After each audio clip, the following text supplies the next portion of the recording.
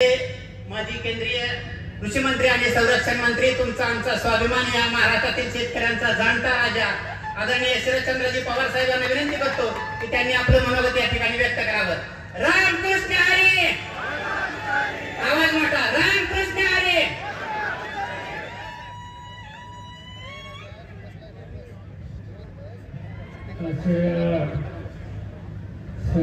उपस्थित असलेले आमचे सरकारी विजयसिंह वैष्णवाची लोकसभेमध्ये तुम्ही निवडून दिलं ते खासदार जयसिंह वैष्णवाची ज्यांचे आत्ता सुसार आपण ऐकले माझे आमदार जयचा जगताप तेव्हा आम्हाला सगळ्यांच्या विरोधात नारायणराव पाटील आजच्या कार्यक्रमासाठी अगत्याने या ठिकाणी उपस्थित असलेले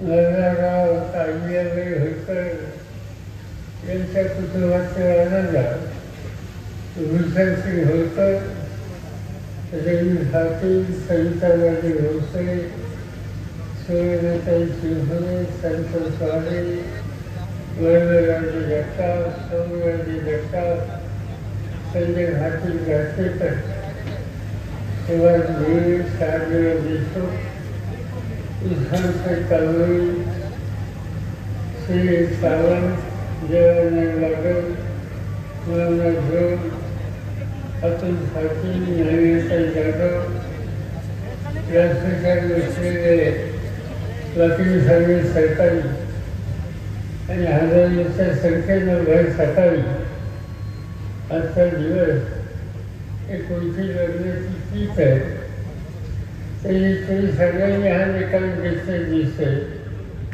की आधी वगैरे तोंडाला येतं आणि त्याच्यानंतर वाटतं आणि उपस्थित मंडळी विधानसभेच्या निवडणुकीच्या निमित्तानं आज आम्हाला या ठिकाणी उपस्थित आहोत। 6 महिन्याच्या होती 8 महिन्याच्या होती लोकसभेची निवडणूक झाली। तुम्ही तुमचं काम उत्तम केलं, जयसिंह वैष्णवांना भाजून निवडून पाठवलं। मी एकदा लोकसभेच्या निवडणुकीला उभा होतो आणि त्या निवडणुकीत सुद्धा तुम्ही मोठ्या उत्साहाने दिल्लीला पाठवलं। केंद्राची जबाबदारी मिळवली आणि जे काही करता येईल ते देशासाठी करण्याचा प्रयत्न केला। सर्व तालुका या महाराष्ट्राच्या इतिहासामध्ये एक महत्वाचा हिस्सा आहे। आठवत एकेकाळी ही सोलापूर जिल्ह्याचा पालक होती आणि त्या काळामध्ये सोलापूर जिल्ह्याचं नेतृत्व हे 2 तालुक्याकडे होतं। एक कर्नाळा तालुका नामदेवरावजी जगताप यांच्या नेतृत्वाखाली आणि दुसरा नाशिक तालुका स्वर्गीय शंकररावजी मोहिते पाटील यांच्या नेतृत्वात अनेक वर्ष या जिल्ह्याचा कारभार या उमेदवारांनी केला। सामान्य लोकांना संघटित केलं आणि त्यावेळेचे देशाचे राज्याचे नेते कैलासवासी यशवंतराव चव्हाण यांच्या भाटीची हमेशा शक्ती होती। तर असंच महाराष्ट्राच्या विधानसभेमध्ये कैलासवासी यशवंतराव चव्हाणांच्या प्रकारनिष्ठ असलेल्या व्यक्ती याची जर आपण नोंद केली तर नामदेवराव जगतापांच्या नावाशिवायची कधी पूजा होत नव्हती। आणि नेतृत्व स्वीकारलं तर त्याला साथ द्यायची, त्याच्या तडजोड करायची नाही ही भूमिका कर्नाळा तालुक्याने नेहमी घेतलेली होती। आणि त्यावेळेस कधी असं झालं तर नामदेवांची आठवण पहिल्यांदा होते की ज्यांनी या जिल्ह्याचं नेतृत्व केलं, जिल्हा परिषदेचा अध्यक्ष सांभाळला आणि त्या प्रगतीच्यासाठी अखंड भावनानं प्रयत्नशील भागासाठी. आणि मला आनंद एका गोष्टीचा, तो वारसा चालू नसण्यासाठी जयाचं असतील त्यांचं सरकारी असतील त्यांनी ती भूमिका आजपर्यंत जतन करून ठेवलेली आहे. त्याच्यामध्ये त्यांना मी अंतकरणावर हसवून या ठिकाणी धन्यवाद देऊ इच्छितो. निवडणूक विधानसभेची आहे, लोकसभेच्या निवडणुकीमध्ये त्याच्या आधी महाराष्ट्राची स्थिती चांगली नसते, पण लोकसभेची निवडणूक आल्याच्या नंतर आम्ही विविध पक्षाच्या नेत्यांना एकत्र केलं आणि सगळ्या सामोरचा निकाल घेतला. महाराष्ट्रामध्ये एकंदर 48 खासदारांच्या जागा होत्या. आम्ही विरोधकांची एकी केली, निवडणुकीला सामोरं गेलो. 48 पैकी तुम्ही लोकांनी 31 जागा आम्हाला लोकांच्या खासदार दिल्या आणि एक मोठा विजय देशाच्या भाजपाच्या निवडणुकीमध्ये करण्याच्या संबंधीचा इतिहास तुम्ही लोकांनी घडवला होता. दिल्लीमध्ये बहुमत आम्हाला मिळालं नाही, अशी इच्छा होती की बहुमत मिळावं, पण ठीक आहे, नाही मिळालं तरी या राज्याचं 30 खासदार हे जे तुम्ही निवडून दिले त्या 30 खासदारांच्या सत्तेवर आम्ही महाराष्ट्राच्या अनेक प्रश्नाची सोडवणूक करण्यासाठी तुम्ही दिलेल्या खासदारांच्या शक्तीचा आम्ही आज त्या ठिकाणी उभार करतो. अनेक गोष्टी सांगतात, शेतीमालाच्या किमतीचा प्रश्न, ऊसाच्या किमतीचा प्रश्न, बंद भरलेल्या कारखान्यांचा प्रश्न, नव्या पिढीच्या तरुणांना हातावर काम मिळण्याचा प्रश्न, महिलांचा सन्मान राखण्याचा प्रश्न, समाजाचे अल्पसंख्याक आहेत त्यांच्या हिताची तरतूद करण्याचा प्रश्न, अनेक प्रश्न आहेत महाराष्ट्राच्या समोर आहेत आणि देशाच्या पातळीचे ते मांडण्यासाठी तुम्ही जे सगळे खासदार निवडून दिले तर त्याच्यामध्ये धैर्यशील असतील, आजूबाजूच्या राज्याचे खासदार असतील यांची सामूहिक शक्ती ती आम्हाला उभेगी करते आणि त्याचं 100% श्रेय तुम्हा लोकांचं आहे. तर निवडणुकीमध्ये तुम्ही लोकांनी साथ दिली. आज काय शिक्षण महिलांचा विचार करा. आज ज्यांच्याकडे सत्ता आहे त्यांनी सांगितलं की आम्ही महिलांचे प्रश्न सोडवतो. चांगली गोष्ट आहे. महिलांचे प्रश्न सोडवण्याच्या संबंधीची भूमिका ही मोदी साहेबांनी घेतली, त्यांच्या सरकारने घेतली. महाराष्ट्र सरकारने जाहीर केलं की आम्ही महिलांना दर महिन्याला 1500 रुपये देणार आणि एक माझी लाडकी नावाची योजना करणार. अशी गमतीची गोष्ट. 1500 रुपये महिलांना देणार एका बाजूने. आज महाराष्ट्रात महिलांची अवस्था काय? हल्ली युती सरकार आहे. या युती सरकारच्या काळामध्ये महिलांच्या अशा अत्याचाराची संख्या ही प्रचंड वाढली. गेल्या 2 वर्षामध्ये महाराष्ट्रामध्ये किती महिलांच्यावर अत्याचार झाला त्याची आकडेवारी आम्ही सरकारकडनं मागितली आणि ती आकडेवारी काय सांगते? 2 वर्षामध्ये महाराष्ट्रात 67,381 एवढ्या महिलांच्यावर अत्याचार करण्यात आले. त्याचा अर्थ दर तासाला 5 तक्रारी महिलांच्या अत्याचाराच्या या महाराष्ट्रामध्ये नोंद आहे.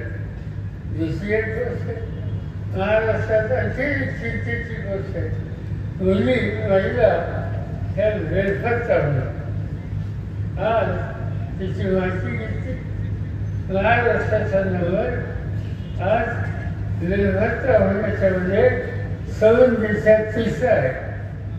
राज्याची वेळफार चालवली आणि महिला त्याची आपल्यावरती आणि सरकार त्यांना मागितली. तेव्हा आश्चर्याचा धक्का होते की आज मी महाराष्ट्राच्या महिला आणि मुली ज्या वेळफार आहेत त्यांचा आकडा 64,000 आहे. असा 64,000 घराचा किती वाढली तुझे गेल्या ते पत्ता तुझी फरवा केली हे माहिती नाही. घरीचं येऊ शकत नाही. एका बाजूने अत्याचार आणि दुसऱ्या बाजूला हा वेळफारचा अवयाचं संकट. याचा अर्थ एकच आहे की स्त्रियांचं संरक्षण करण्यासाठी आज ज्यांच्या हातामध्ये राज्य आहे त्यांच्याकडून हा प्रश्न सोडवला जात नाही. आमच्या बहिणींचं आमच्या मुलींचं रक्षण जे सरकार करू शकत नाही त्यांना सत्य बसण्याचा अधिकार नाही. हा अधिकार पुण्याच्या निवडणुकीवर घेतला आहे. आज या ठिकाणी येत असताना बघत होतो मोठ्या संख्येनं या सभेवर जाण्यासाठी तरुणांची यादी होती. अनेक तरुण त्या ठिकाणी येत होते या सभेच्यासाठी. या तरुणाला बघितल्याच्यानंतर एका बाजूला मला आनंद होतो की उद्या राज्याची शक्ती आहे आणि ही शक्ती आपण राज्याच्या हितासाठी वापरू शकलो तर राज्याचा चेहरा बदलण्याची ताकद या तरुणाच्यामध्ये. पण दुसऱ्या बाजूने मला चिंता अशी वाटते की आमच्याकडे तरुण आहे. शाळा काढल्या कॉलेजेससाठी या शहरामध्ये यशवंतराव चव्हाणांच्या नावानं महाविद्यालय चालू आहे. तिथून विद्यार्थी शिक्षण सगळ्या महाराष्ट्रात सुविधा दिल्या आहेत आणि त्याचा परिणाम आज मुलांची शिक्षित मुलांची संख्या ही महाराष्ट्रात वाढलेली आहे. त्याचा आनंद आहे. त्याच्याबद्दल दुःखपूर्ण व्हायचं कारण नाही. पण शेवटी एवढ्या मोठ्या भागाला मुलं शिकली त्याची अपेक्षा एक असेल काम करायचा अधिकार नाही. नोकरी द्या. महाराष्ट्राच्या कानाकोपऱ्यात देशाच्या कानाकोपऱ्यात अर्ज घेऊन ही तरुणी हिंसे पण त्यांना काम करण्याचा अधिकार त्या नोकरीचा अधिकार हा मिळत नाही आणि त्याचा परिणाम आज बेकारी वाढते.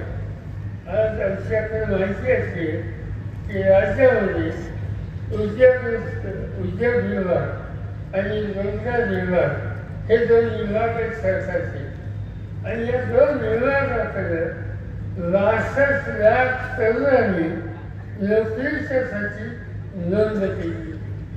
याचा अर्थ शिकलेल्या 62 लाख मुलांना या राज्यात नोकरी मिळू शकत नाही. कशासाठी राज्य चालवायचं? जे राज्यकर्ते आहेत त्यांची जबाबदारी यासंबंधी काही ना काहीतरी करायचं. पण या सर्वांच्याकडे जिंकून बघायचीच आहे आजच्या राज्यकर्त्याची नाही आणि त्यावर सर्वांच्यामध्ये एक प्रकारची निराशा ही होते आणि निराश झालेला सर्वांनी ही शेवटी देशाच्या दृष्टीनं चिंताजनक स्थिती तयार करते आणि त्यामुळं जर तुमच्या हाताला काम देऊ शकत नाही त्या लोकांच्या हातावर सत्ता द्यायची नाही.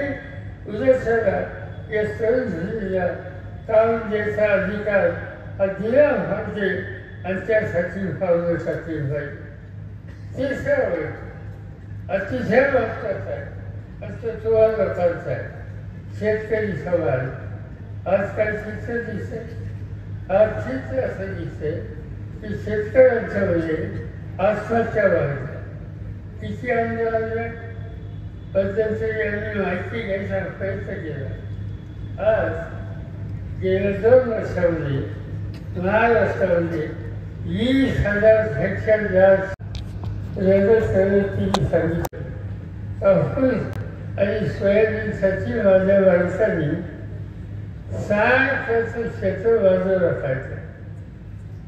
त्यासाठी मी आणले, खतं औषध आणली, त्यासाठी बँकेचं कर्ज काढलं आणि सोन्यासारखं पीक आणलं.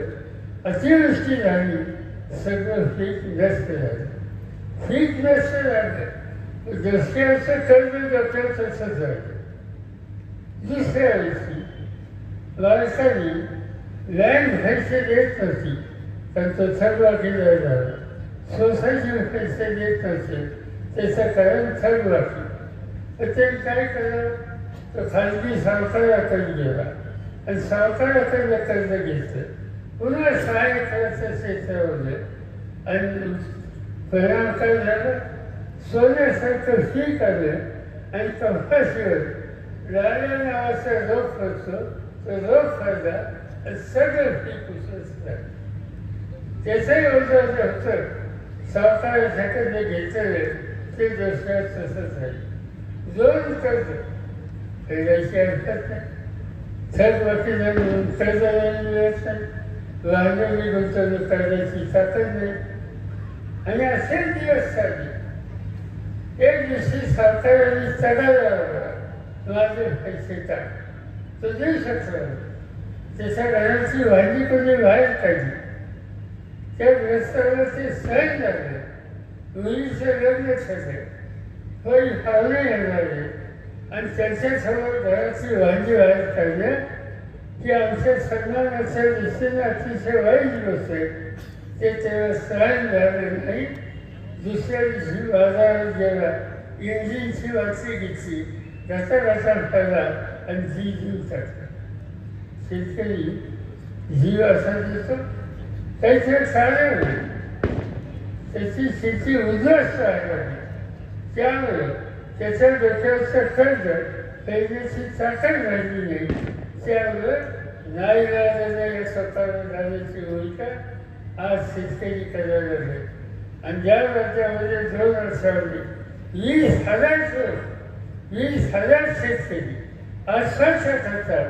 याचा अर्थ राज्यकर्त्यांनी शेतकऱ्यांच्या प्रश्नाकडे हवं तसं लक्ष दिलं नाही, हाच त्याचा निष्कर्ष आहे. आणि आसपासच्या शेतकऱ्यांची थांबवायची असते, महिलांचे अत्याचार थांबवायचे असतील, तरुणांच्या हाताला काम द्यायचं असेल तर राज्याच्या कामाच्या पद्धतीमध्ये बदल केला पाहिजे. तसा बदल कसा करायचा, उद्या केला, 20 तारखेला मग त्याचा अधिकार किंवा सगळ्यांना मिळेल. तो अधिकार मिळाल्याच्या नंतर त्या अधिकारानुसार तुम्ही मतदान केंद्रात जाणे आणि जी मतदार तुमच्या समोर असेल ती आज शेतकरी असेल, महिला असेल, सर्व असेल, याच्या प्रश्नाची सोडवणूक करण्याची ताकद महाविकास आघाडी या संघटनेच्याकडे आहे. आणि या संघटनेच्या वतीनं या मतदारसंघामध्ये आम्ही सगळ्यांनी नाराज भाषांची उमेदवारी या ठिकाणी दिली. त्यांच्या उमेदवारीच्या समोर त्यांचा निश्चित नाही. दुसऱ्याची फुटसाला शेतकरी त्याच्यासमोरचं वचन द्यावा, बहुमत द्या. तुम्ही राज्याचं बहुमत आम्हा लोकांच्या हातावर दिलं तर मी तुम्हाला खात्री देतो की या प्रश्नाच्या सोडवणूक करण्याच्यासाठी आम्ही लोकसत्तेचा वापर करू. उगीच स्वतः हातात घेतली नाही. अनेक वेळेला तुम्ही लोकांनी माझ्या हातात सत्ता दिली, मी देशाचा शेतीवरती आहे. आणि त्यावेळेला शेतकऱ्यांचा कर्जाचा प्रश्न होता. त्याचं सुटका करण्यासाठी 70,000 कोटीचं कर्ज माफ करून टाकलं. आणि इथंच नाही, नंतरच्या काळामध्ये कर्जाला पीक कर्जाला व्याजाचा दर 12% होता, तो 6% वाढला, तो 3% वाढला. आणि जिथे दिल्या बँका चांगल्या आहेत त्या बँकांना समजून काही दिल्या तो 0% सुधारणे. त्याची दृष्टी असते. लोकांचं सरकारी असेल तर सरकारी अजून बाहेर काढायला मार्ग निघू शकतो.